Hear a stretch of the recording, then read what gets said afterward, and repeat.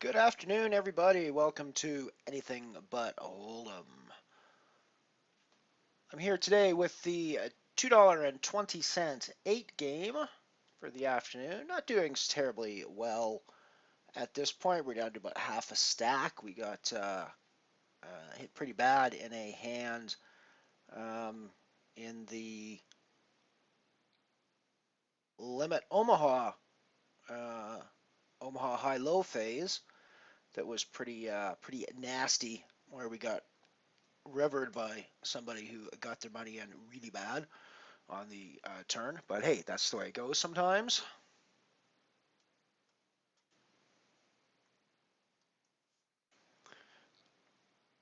We just pulled back a nice, well, not a huge pot, but a decent pot with a nice Raz hand where we hit with an 86.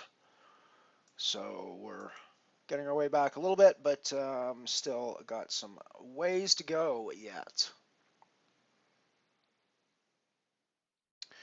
You might notice I've got a new addition on the stream. I'm testing out my talking head. I've talked about this before, and I'm not really sure what value is added by having webcams of the streamer with his headset on as he's sitting there playing the games that he's playing. I suppose you get some facial expressions and things like that, but there's really not a whole lot of extra added value to the poker experience, I don't think, frankly. Um, However, some people talked about having a talking head on the stream, and so I thought about it for a bit, and I decided that considering that my Stars avatar is an upside down version of my Second Life self, Elron Priestman, why not just bring Elron Priestman himself in as the talking head for the show?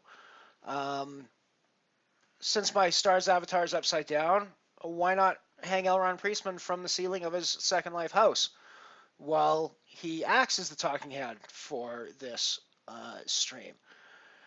And so my talking head for the Anything But Hold'em stream is born here with Elron Priestman, my Second Life alter ego, hanging from his ceiling in Second Life, acting as my talking head. I think it's fairly appropriate. I think we'll keep him hanging out there for a little while, and you know we can go there. That's about as much value as I think it adds to the to the stream. And everybody meet Elron Priestman. Elron Priestman, meet everybody. Alrighty, so as I said, we're playing an 8 game here. It's $2.20 buy-in. It just started about 15 minutes ago or so. We're on the limit stud phase now. We have not gone through an entire rotation of games yet, so we're still in the middle of the rotation. As I said, not doing great, but you know, it's still early days. We're still feeling the tables out. Haven't been getting wonderful hands either. I think there's at least one hand that I played pretty poorly on.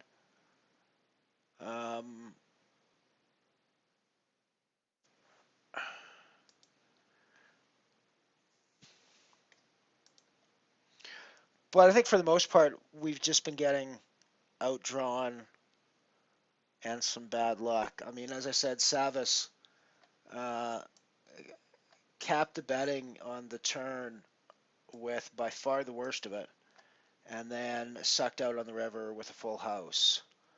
Um, so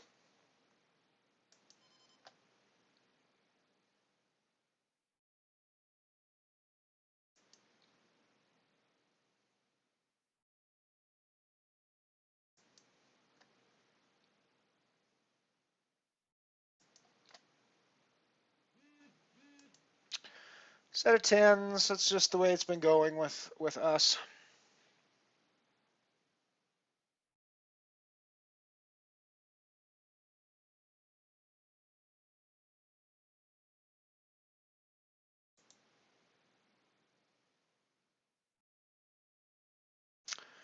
6-6 deuce. I think we're going to get involved with that almost certainly.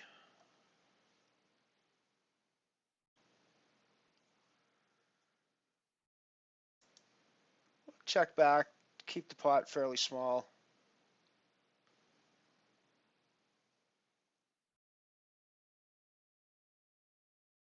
We're definitely calling here with the pair of sixes. Still not thrilled. I don't think I'm thrilled with the hand at this point, but I'm not seeing any huge reason to get away from the hand.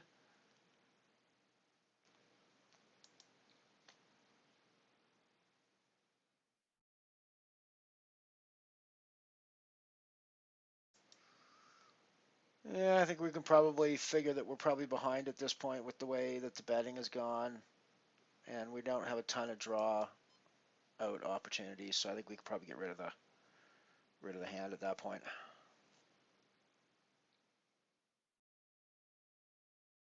We're definitely involved here, so we're gonna come in for a raise.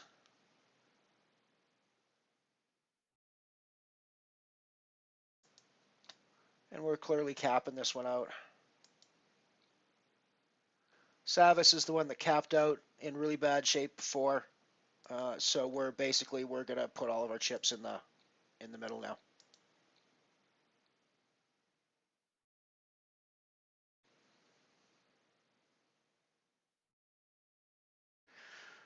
And he basically gave us a bunch of chips there with for absolutely no reason whatsoever.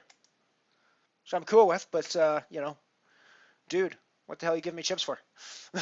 I suppose is my question. But hey, you know, I mean, you wanna play me that way um, in those spots and expect to suck out, go ahead. But you know,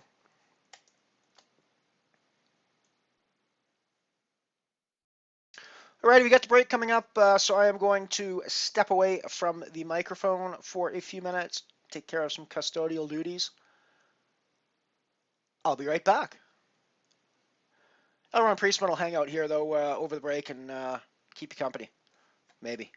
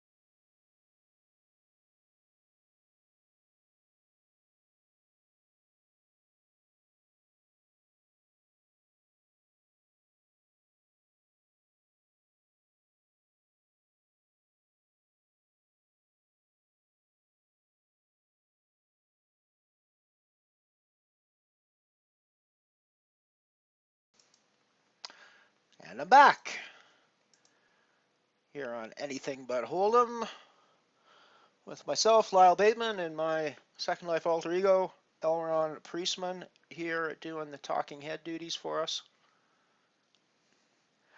Playing the $2.20 PokerStars 8 game.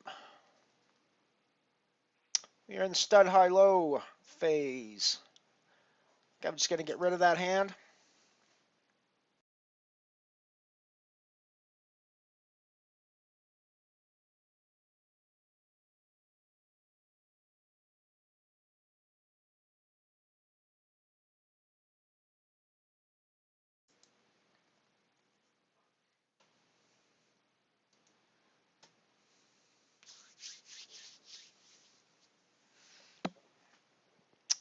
Coming back for the break. Looks like some people haven't quite made it back in time. There we go. Finally got back. Now our game can continue.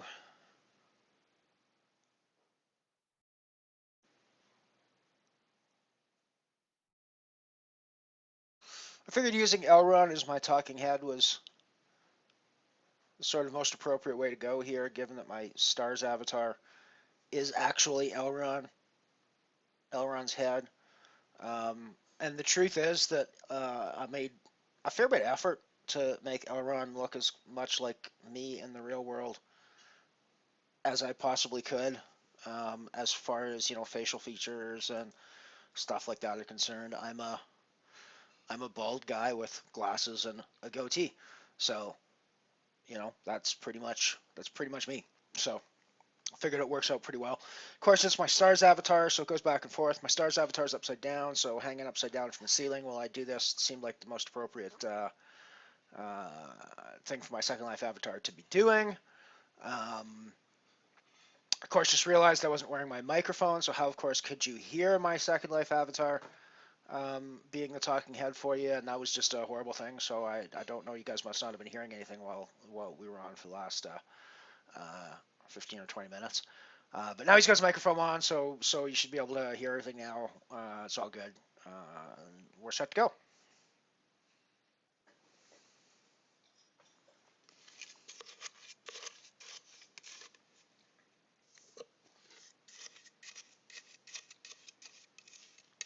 As you can see, the snow cam showing that we're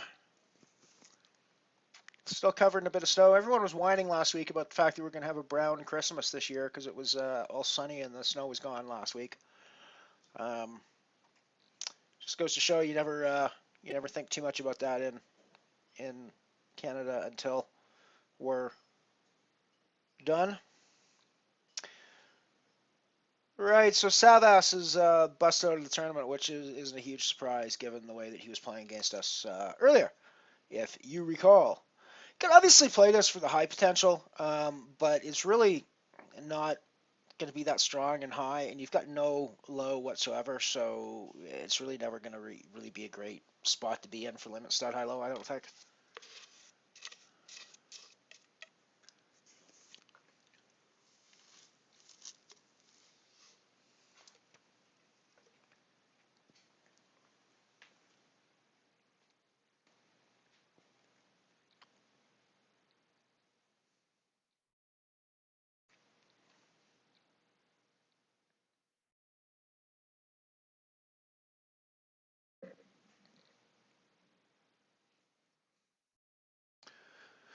This is a fairly nice looking hand for high-low. Obviously, the 6 deuce plays into low hands, and the flush, the diamonds, are obviously very pretty for high hands if the diamonds keep coming.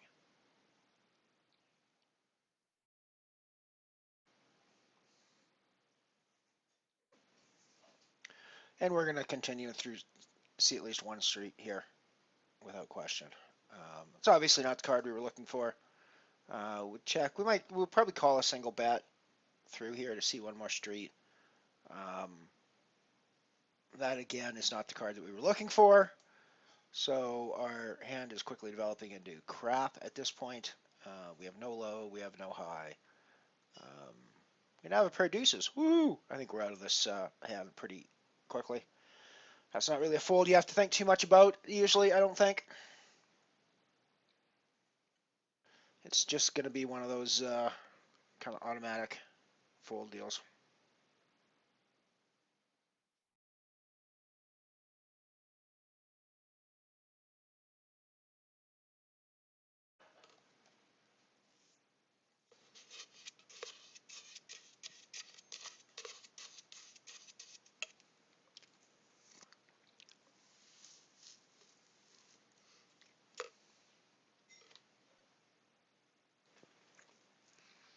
Jack 5-5. You at least have an outside chance of a low if you're playing this with the 5, but you're basically drawing runner, runner, runner, runner essentially to get a low here. And any way that you improve your high other than to draw runner, runner, runner, runner into a straight with the 5 is going to crush your low hand. So it's really not a great spot to be in for a high-low situation. Right, moving into the no limit hold'em phase, which is one of the phases that makes this game different from horse.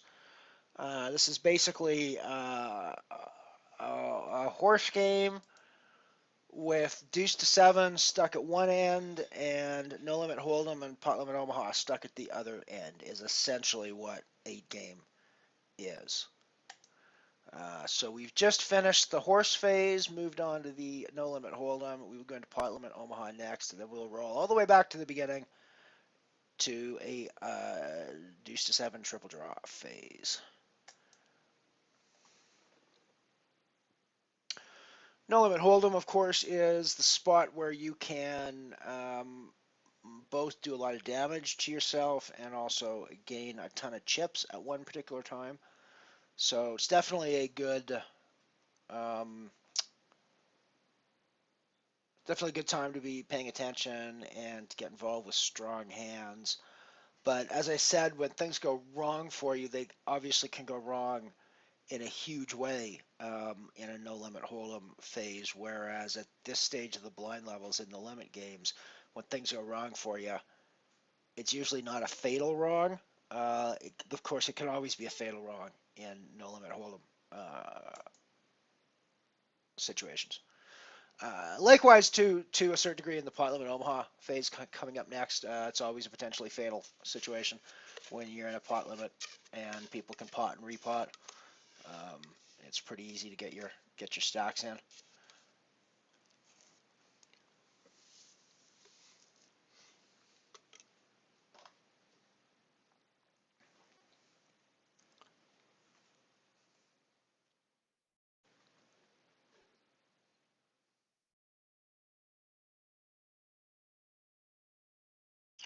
It's a fairly nice hand for no limit hold'em, um, especially given that this plays six-handed. It makes a much stronger hand. Obviously, a hand like Ace-10 is going to be a far stronger holding against 6 opponents than it will be against 5 opponents than it will be against 8 opponents. Um, you never really love to see a walk in a situation like that where you've got Ace-10 suited. But that said, and I've said this before on other streams, I never get upset when people walk to me no matter what cards I have, because no matter what cards I have pre-flop, they can always lose. And the fact that everybody walked to me means I'm collecting more chips than I put into the pot at the beginning of the hand. And that's always a good hand when you're playing poker, when you take back more chips than you put into the pot. Um, Obviously, you want to maximize the number of chips you take back out of the pot, and getting a walk is never the good way to maximize those chips. But the point of poker is always to take more chips back than you put into the pot. And when you get a walk, that's what's happening. So don't be upset with walks, no matter what cards you're having. Even when you got ace-ace, when people walk to you. When you got ace-ace and people don't walk to you, you can lose that hand big. And when you lose that hand, you're very likely to lose it big. So, obviously you're not looking for the walk, but don't complain about the walk because you're going away from the hand with more chips than you put in. So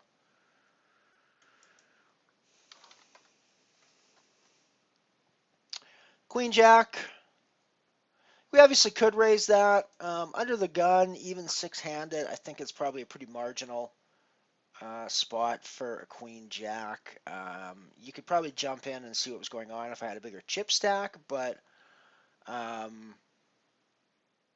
my chip stack being what it is, I sort of have to be relatively certain about what I'm doing, and that one was just a little weak, I think, to be doing that sort of thing with.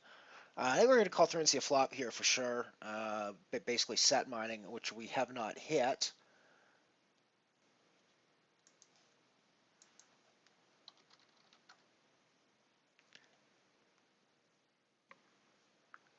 And given that we haven't hit it, we're probably going to fold to the C-bet here on the flop. So I'm fairly happy with that.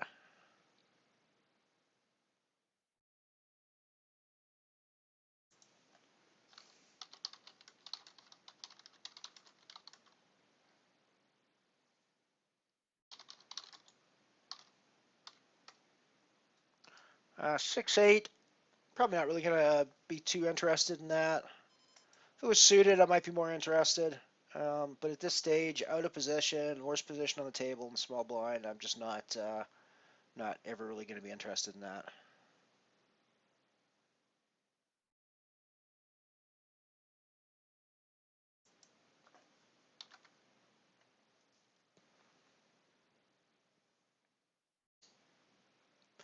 Nine four, another situation. I think I might open this if it's folded to me, just being on the button and all. But I think with Fire and Ice already in there, I'm probably not gonna have a very good response to that very often.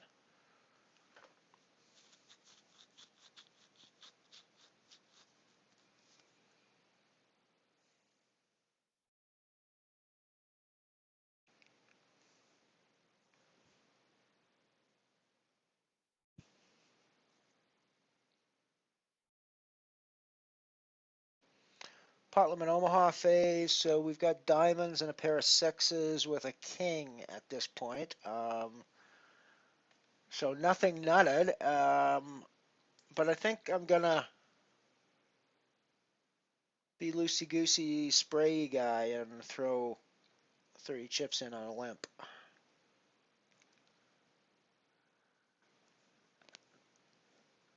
Yeah, that's really not the flop we're looking for, obviously. In fairness, there probably wasn't a ton of flops that we were really looking for that didn't have a six on them in this case, or a bunch of diamonds. So, I don't really know what I was expecting to see, but whatever it was, that was not one that was really going to be helpful to me. And the eight of spades doesn't really make it any better for me. Of course, we're not playing for, this is just straight Omaha high, so we're not playing for any low pot anyways. But I think we're just getting out of this at this stage.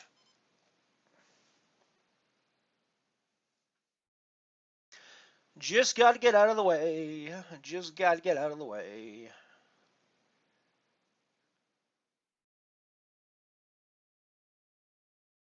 Be a lot more interested in this hand if it was high-low, but I think in just a high game, I'm not really going to be interested in a three-suited hand like that.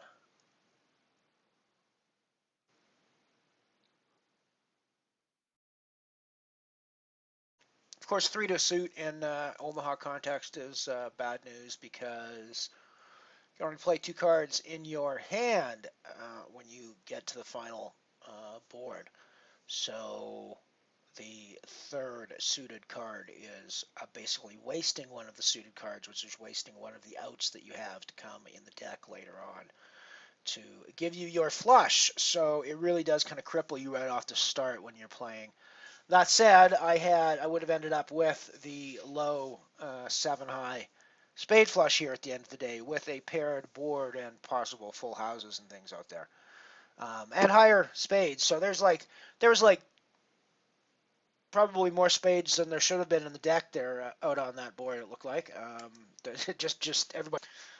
My spades would have been the worst.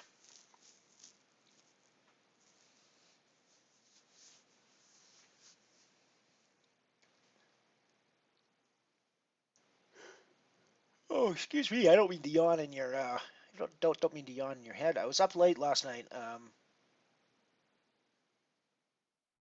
Funnily enough, getting Elron prepared to run live on the stream here at some point.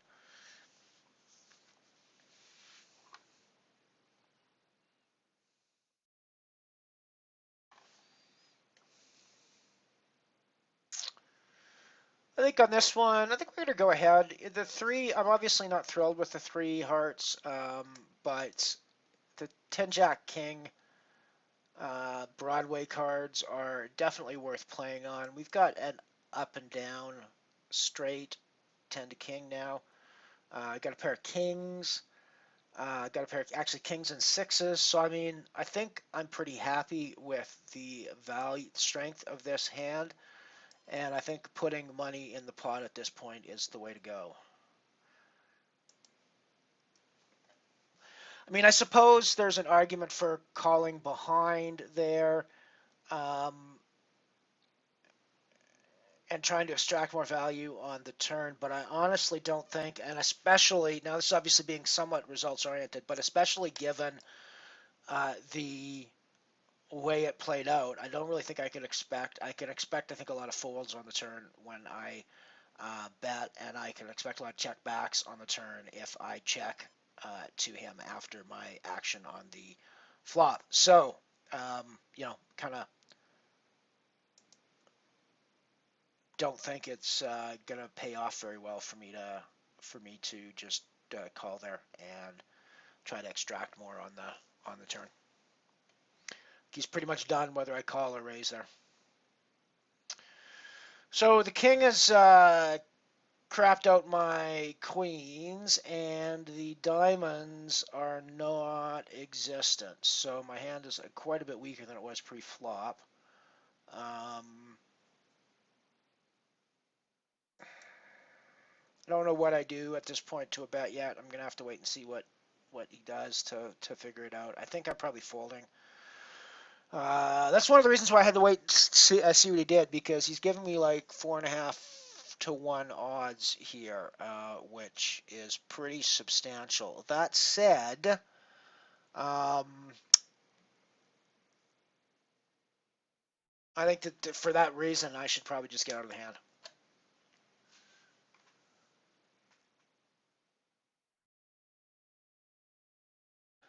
What's up, A-tier? How's it going?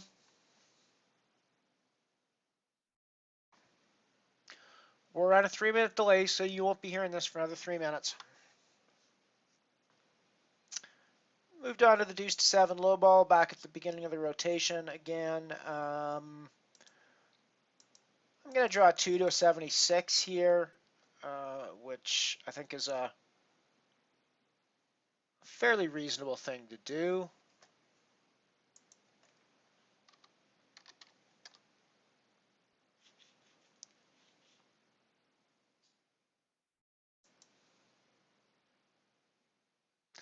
Pretty crappy draw.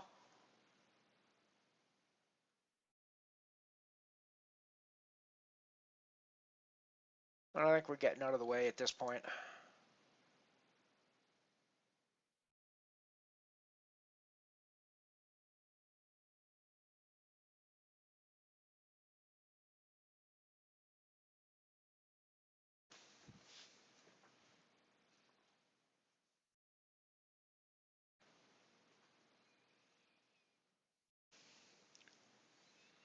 So it'd be a lovely starting hand if we were playing 5-card draw. However, we're not playing 5-card draw. We're playing deuce to 7, and so it's a fairly crappy.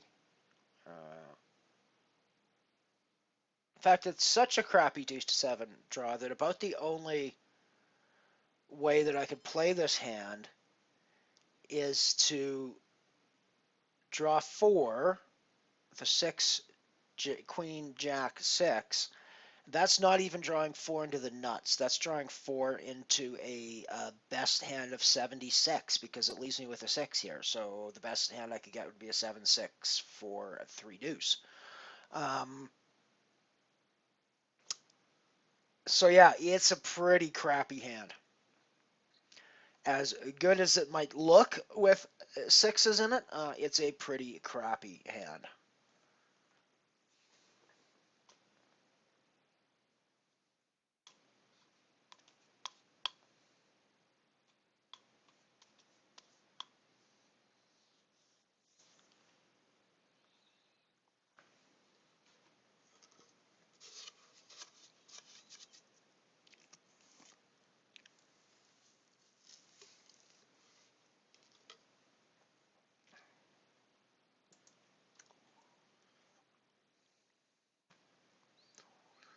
That one might have almost been worthy of playing, where at least we could at least draw four of the nuts with the deuce there, but or three to the six deuce is probably not a terrible thing to do. Um, but I don't think it's a great thing to do either, and our chip stack is pretty low.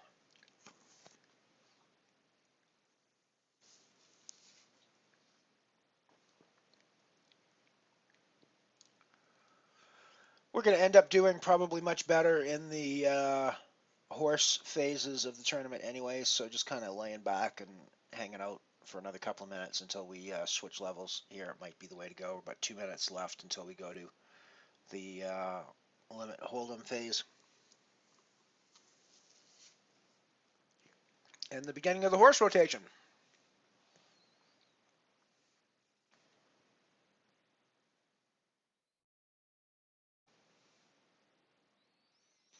We're not really getting hands that we want to play very aggressively in the deuce to seven anyways, so it's pretty easy to lay back at this point.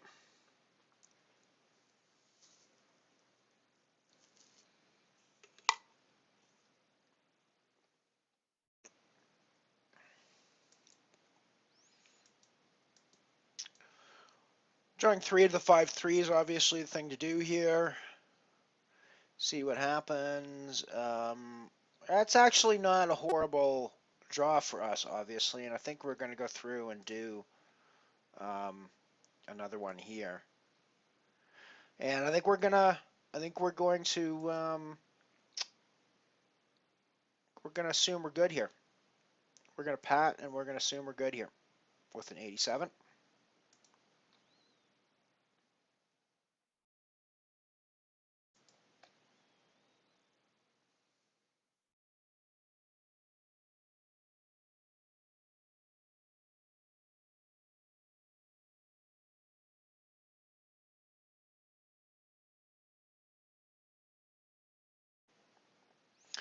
Getting rid of that. I could draw 2 to the 4-5-6, but that's also drawing into an open-ended straight, and there's just lots of bad karma with that hand, I think. So I'm gonna stay away from it.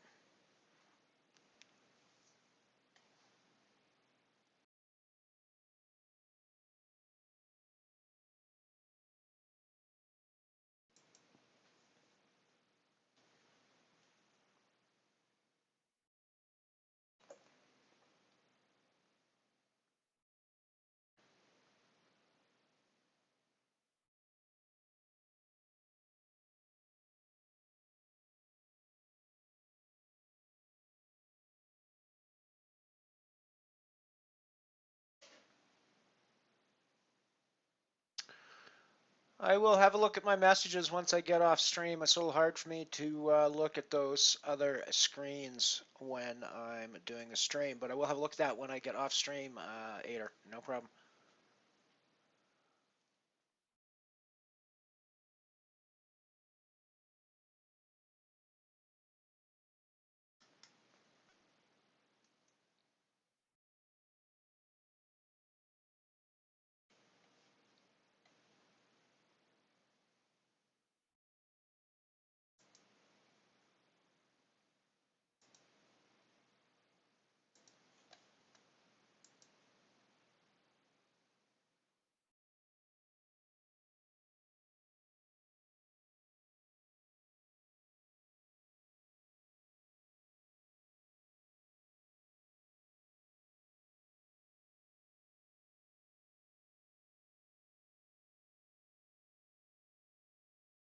Nine ten into the limit hold'em phase, so we're beginning the horse rotation. You get rid of that, I think.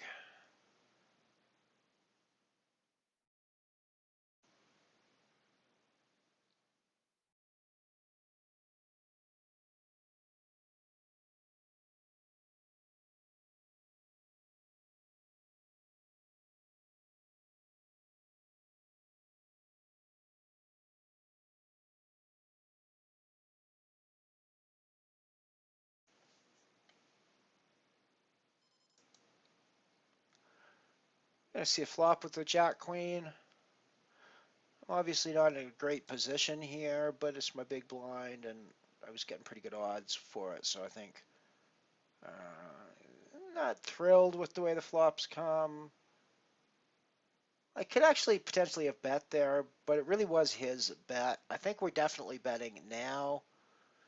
Um, I mean, Soho could easily be on an ace and having checked to Enzo to as the aggressor after the flop, but I really think and at this point with the hearts coming at the end, the 4-6 coming in, I think I just have to check behind and go for showdown value. Yeah, ace king.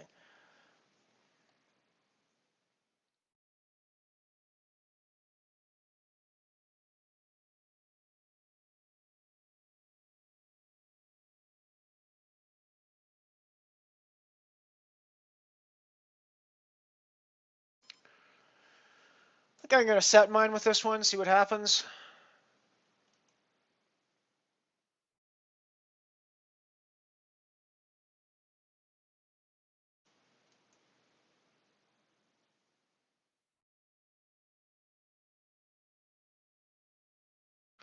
What happens is I don't hit my set.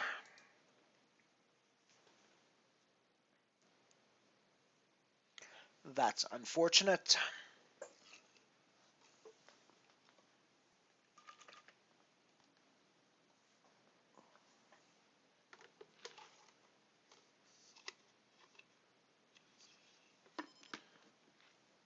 Can't really float with that hand either, I don't think. So I pretty much got to give it up at that point. It's one of the problems with set mining is when you miss your set, which is going to be most of the time, you're going to have to give up the hand, usually. Um, there's obviously some flops where you don't hit your set, but you can still continue on low pairs like that, but that wasn't one of those flops, I don't think.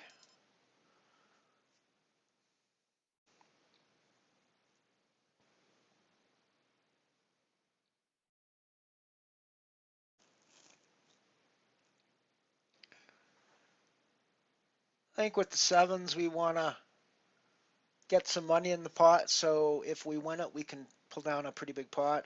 Um, it's definitely got value for a hand, at least until we see the flop. It's got some value, so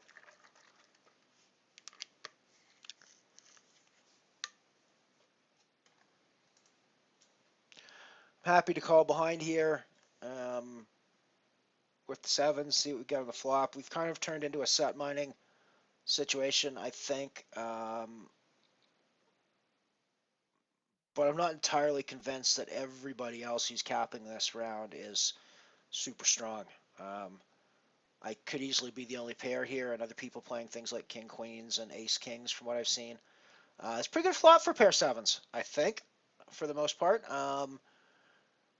The question is, how do I want to play that? I think I probably just want to.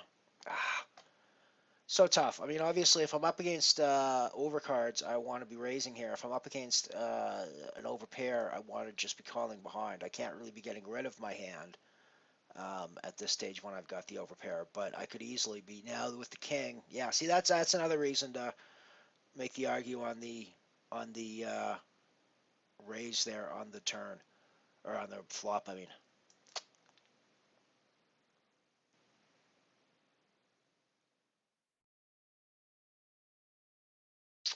So I got two overcards to my sevens. The only straights that are there are the ones that came in on the flop. I mean, I really don't think I can get away from this.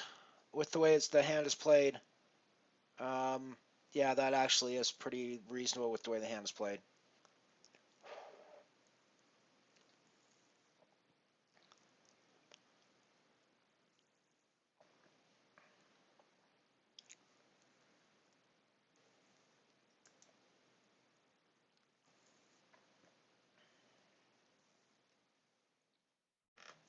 Certainly could have played the 6-3 for low, pair of sixes for high. Um, but it's pretty marginal at this spot, and I'm getting a significant percentage of my stack in every time I play a hand here, so I've only got one or two more of those to go before I'm done, and so one of those needs to be a double up at this stage. It just has to. That's just all there is to it.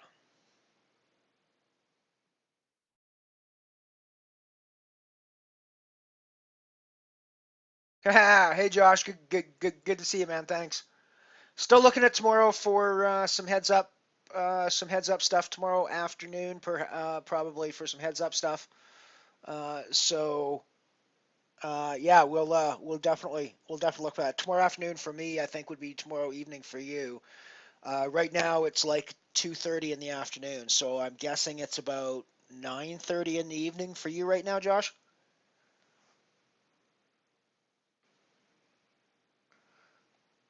Yeah, not enough really on either end for me to get involved with this hand.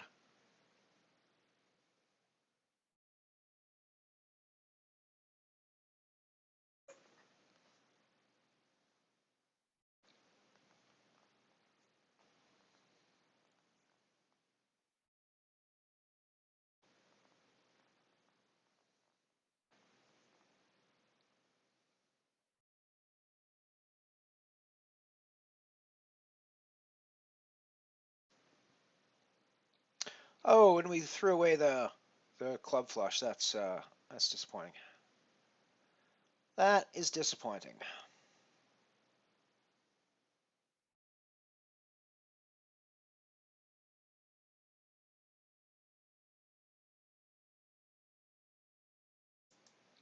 Deuce three, I think, is strong enough to see um, a flop to see what sort of low possibilities. When the ace comes on the flop, uh, that gives us nut low, so we're pretty happy with that as long as it's not ace deuce ace three. Um, it gives us top pair as well as an open-ended straight draw. So I don't think I want to go anywhere. Do I want to raise? I could obviously raise with the strength of what I have here. Um,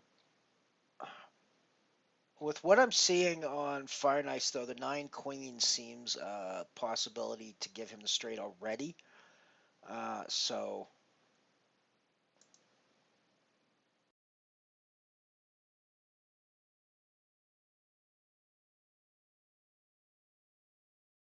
I think I'm checking behind here. 6 doesn't give me anything. I got no low. Doesn't give me any of the straights come out. So really all I've got at this point is jacks and tens. Um,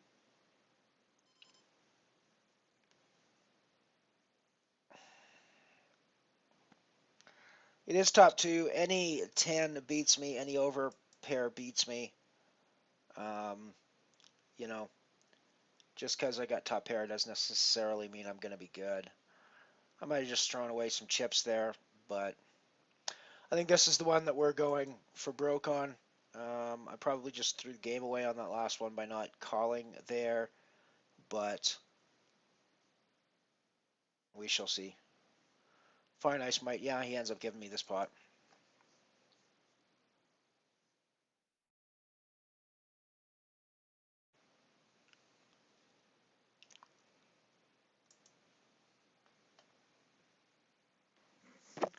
That tells me he was actually likely pretty strong on that last hand, so maybe I was, I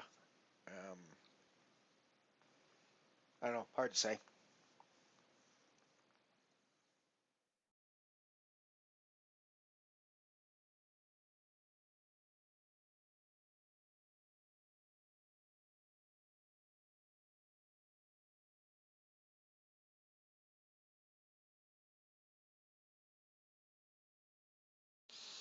I'm getting rid of this pair of jacks with the 5-6. The low is pretty vulnerable, and if you improve on the high, it's basically killing your low possibilities. So I think you're really not gonna. That's not gonna pay off very well a lot. I don't think.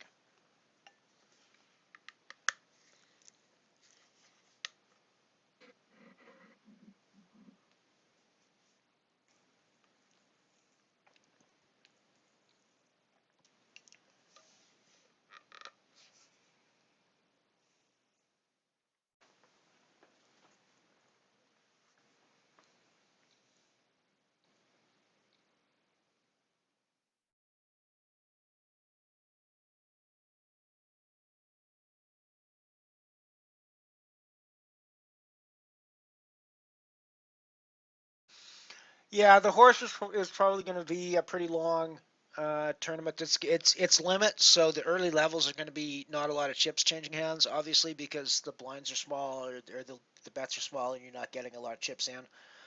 Um, so they do tend to be long that way. But that said, at a certain point, they go very quickly too. So, um, okay, sounds good. Well, I'll tell you what, when you're sorted at the gym, why don't you let me know what's going on with you tomorrow and through email, and we can go from there.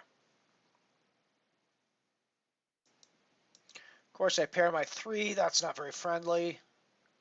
Soho Kid pairs a 6. The ace 10. So I think none of us are terribly thrilled with this hand at this point. I'm the one that actually looks best visually, so I think I'm going to throw some money in this pot and see if I can just take it all down right here, like that.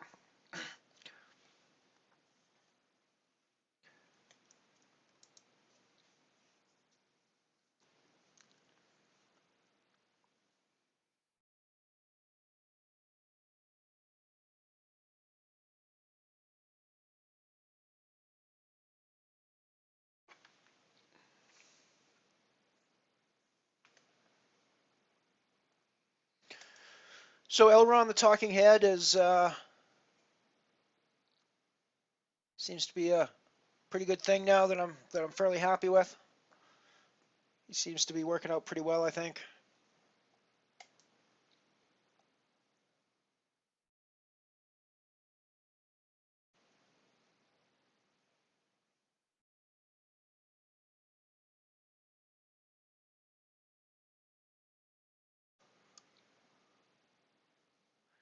I think with the strength of this hand, 3 cards in, there's nothing I can do except get as much money as I can into this pot.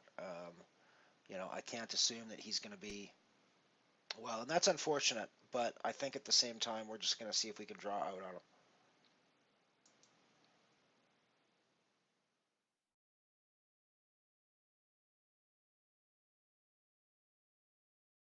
Wow, wow, that was a pretty that was a case of me sucking out pretty badly on that one. I got to admit. Admittedly, we were both doing pretty well pre-flop, although he was ahead of me, or pre-flop after 3. Um, yeah, the draws was just amazing. It was we were both drawing horribly. It just he drew marginally worse than I did.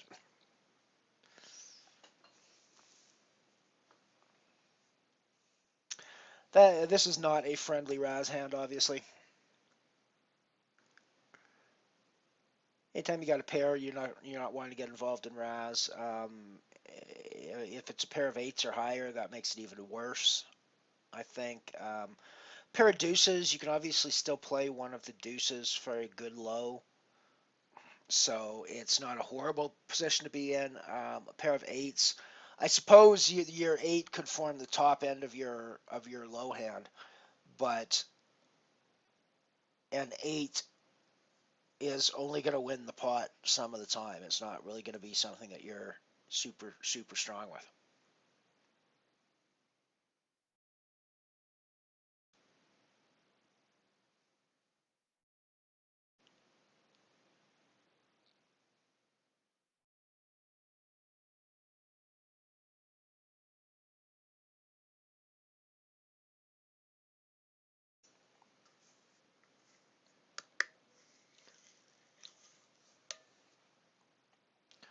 I'm folding this in RAS. Too big behind. I'd have been raising it if it folded around to me, but with Mad Cat coming in under the gun, I think I can easily get rid of it.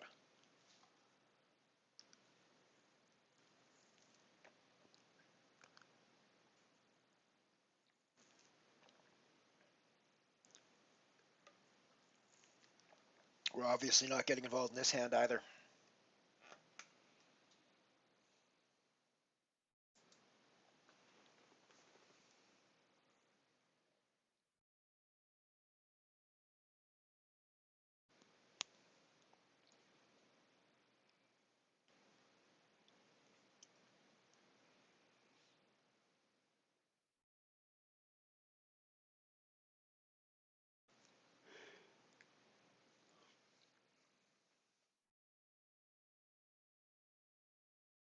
Yeah, thanks, man. I appreciate that.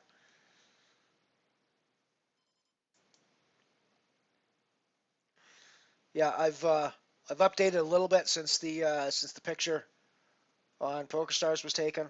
Um, the hat is my signature piece now, and yeah, I'm a little bit more flesh, real flesh like now.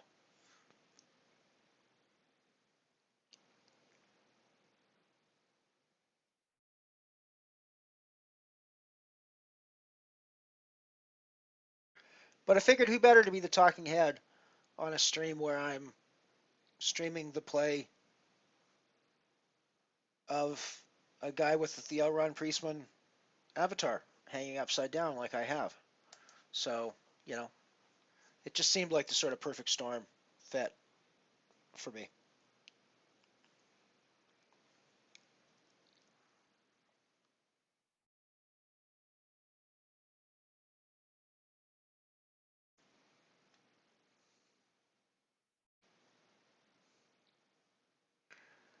Of course, we're in the stud phase now. When I get a nice looking Raz hand for ace 5-6, I'm gonna see a street with this though because of the diamonds, the ace diamonds there are nice.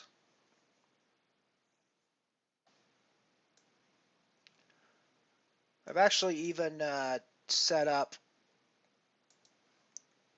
an entire office for Elron here to do his streaming from on on Second Life here. As you can see, he's streaming the games for us and doing the commentary for us. I think ace 5-10 in a stud context with no suits. I'm gonna get rid of that.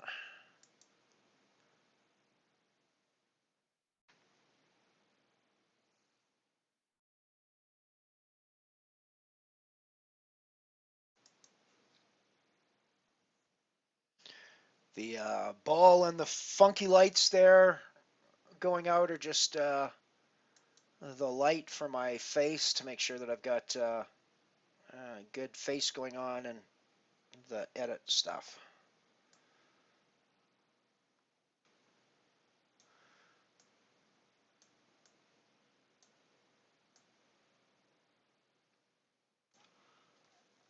And so we're back with Elrod up close. We'll fold that one in a stud context, I think.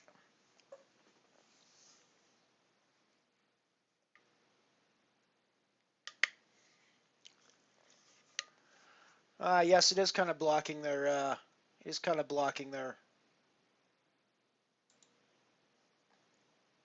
cards, isn't it? Let's see what we can do about that.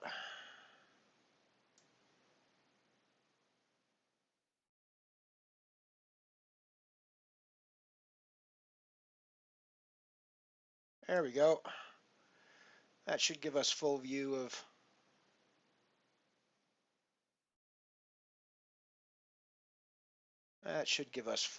everything that we need to do. Again with the Raz hands while we're playing stud.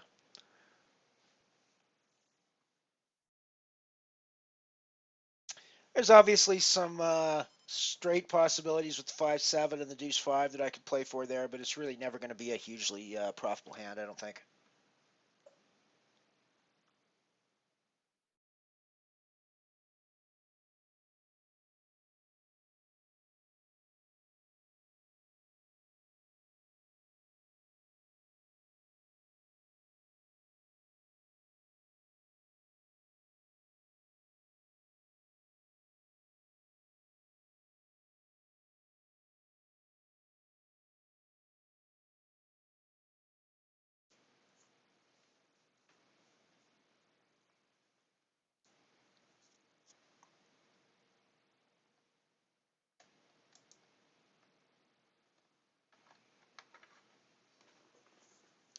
So watch your Twitter feeds tomorrow. Josh and I are going to be doing some heads up horse action tomorrow afternoon on stream. Looks like it's going to be around 3 p.m. or so our time, or the my time, which is Mountain Standard Time. So um, could be a little earlier than that, could be a little later. We'll have to work it out tomorrow for exactly when it's going to happen. But watch your Twitter for announcements on when we're going live with that.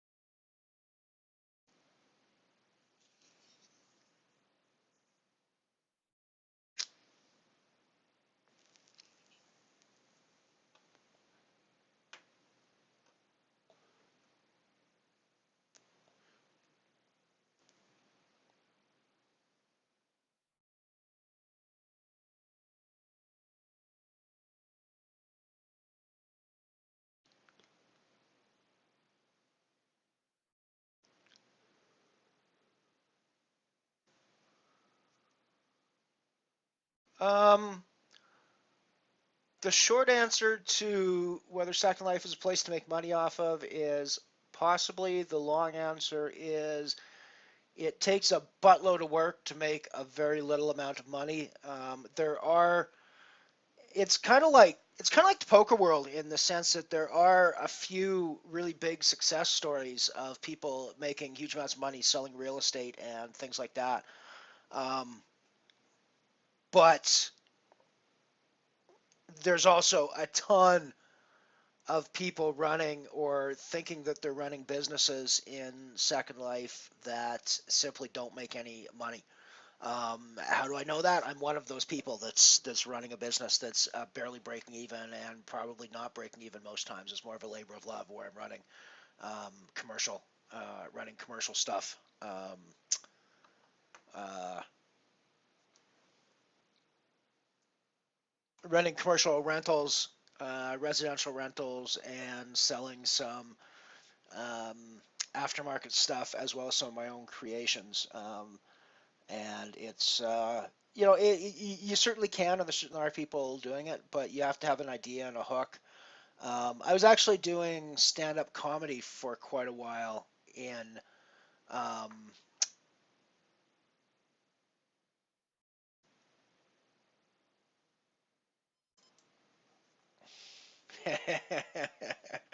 cool, man. Um, I was actually doing stand-up comedy in Second Life for a while in conjunction with when I was doing a ton of it in the real world as well. Um, I kind of retired from doing it in Second Life a few years back. I've been thinking of kicking it back off again. Um, I didn't really make a ton of money when I was doing comedy before, but that's mainly because I was running a club and I was largely doing a service, and all of my comedy income was going back into kind of maintaining the club and keeping the club going. So I'm pretty sure that if I just decided to be a comic and play for other people, I could actually make a pretty good salary. At least in Second Life terms. Whether it would be a huge profit in the real world, probably not. Um, but a small profit, like 50 or $100 a month, maybe. Which is not nothing to sneeze at.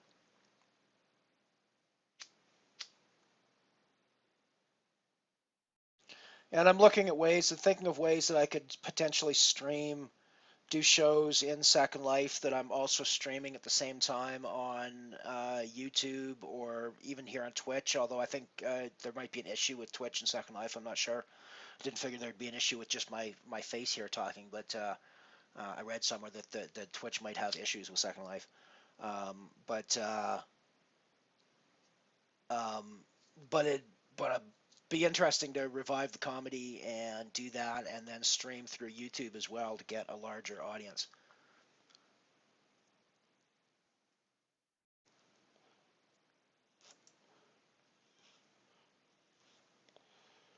We're into that high-low phase now.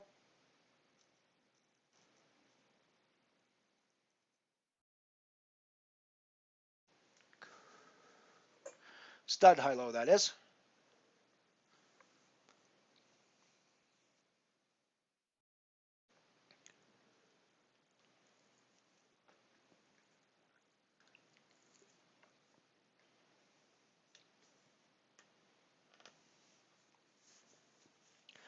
So yeah, I don't know.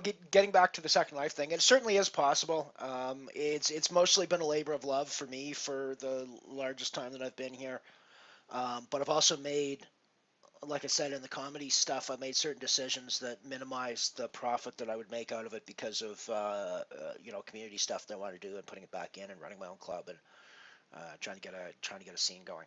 So yeah, I mean, I think if you can get in, musicians make a pretty good living if they come in here and do song stuff through the interface. They can make a really good living with really regular shows at relatively high pay. Certainly high pay for Second Life. I think some of them are even making real life wages in some cases. Um, they're doing a lot of work for it, but they're making real life wages in some cases. Um, so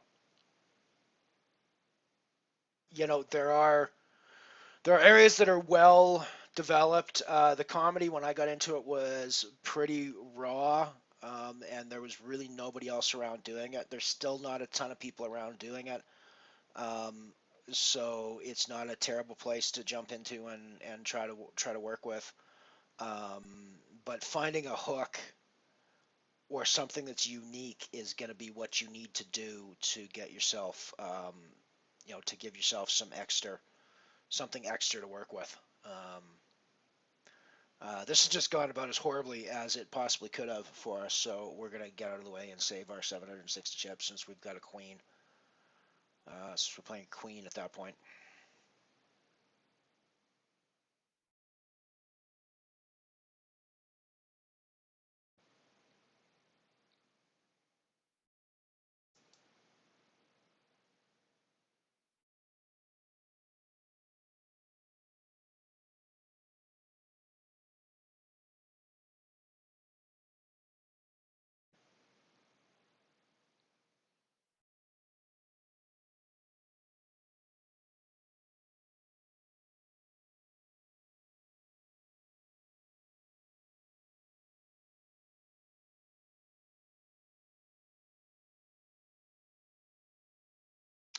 Alrighty, so we're here for another break again. I am going to mute the mic and head off and do a few things. I'll be back later.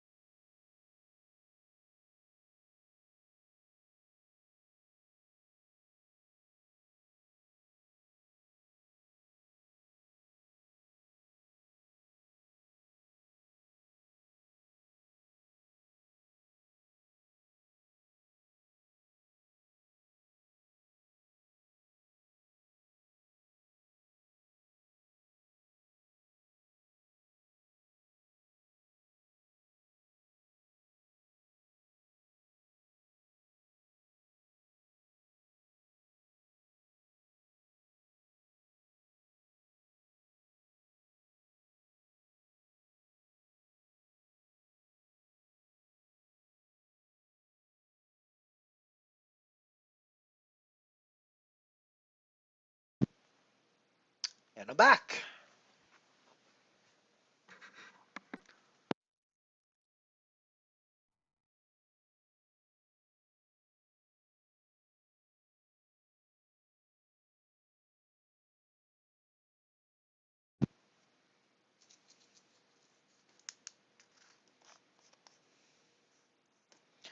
Surprised I'm still in this tournament, frankly. I've been down to very low stacks a couple of times. I've perpetually been on a very close to fatal stack here for pretty much the entire tournament.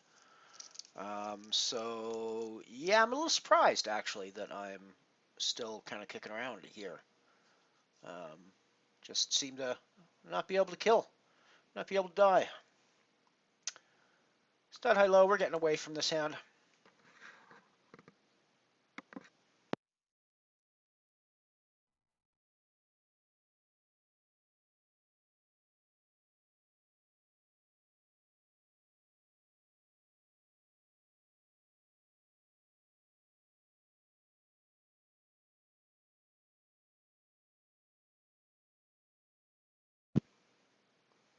Moved into the no limit hold'em phase now.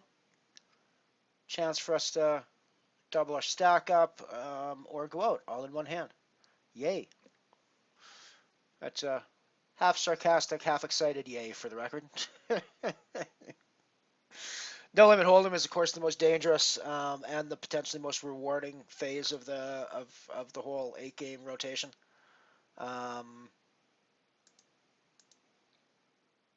So it's one of those situations where it's either going to be really good for you or it's going to be really bad for you.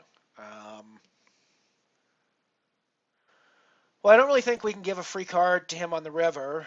What's a half pot bet? Yeah, we can still make a half pot bet here without. It's pretty marginal on our stack, though. That should tell him that we're pot committed. 10 jack. Of course, he's got 10 jack. Alrighty. Well, that's us done for the tournament.